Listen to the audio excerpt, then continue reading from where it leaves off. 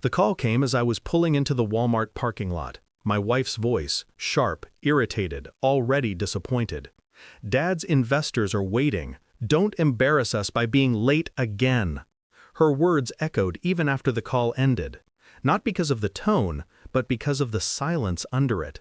A silence that felt practiced, detached.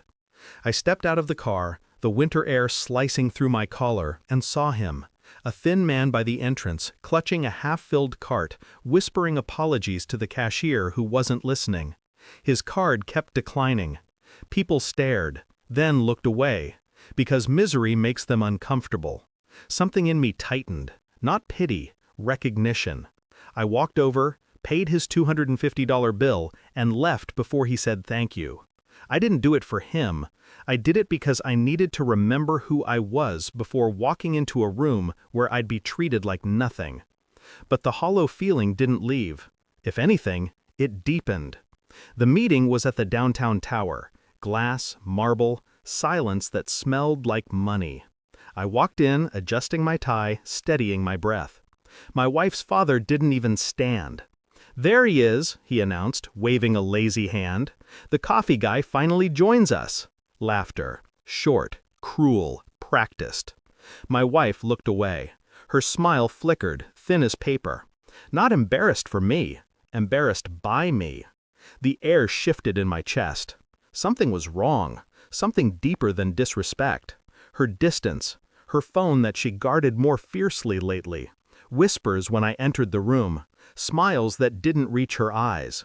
I took a seat, quiet, but inside a suspicion began stitching itself together. I watched her father brag, pitch, flatter. I watched her lean toward the lead investor, laughing at jokes too small for the reaction she gave. And I felt it, that cold pinprick in the spine, the sense that betrayal had already walked into the room long before I did. I kept my composure through the meeting, face blank, breath steady, mind dissecting everything. Later, when she fell asleep beside me, I unlocked her phone with the print she carelessly left on the screen. Messages, late-night calls, photos she deleted but not from the cloud. I didn't react. Not then. Not even when I saw her father's name in messages, discussing me like I was an obstacle, a liability, a man they were preparing to phase out. I spent the next days in silence, watching, listening, collecting. Bank statements, shared accounts, a DNA test I quietly ordered just to confirm. Because doubt is poison, and I needed the antidote, whatever it was. I even replayed old conversations in my mind, seeing them differently now. Her sudden trips, her father's hostility, the way she flinched when I mentioned our future.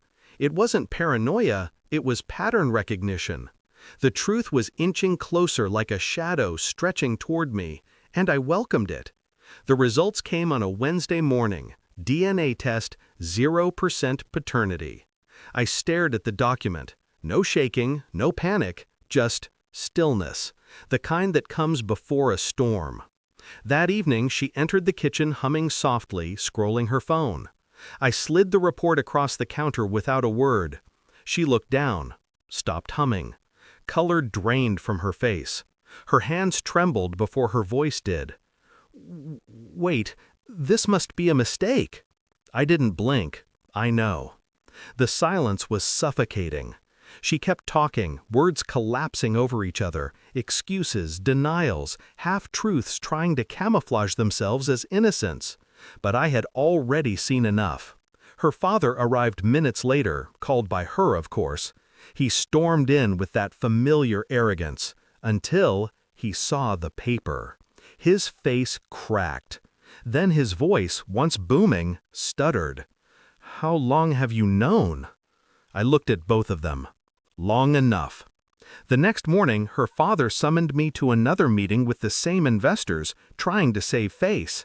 He introduced me again with a smirk. "This is my son-in-law, the coffee guy." Laughter. Except one man didn't laugh, the billionaire at the head of the table. He stared at me. "I know you," he said quietly. "At Walmart. Yesterday. You paid for that man."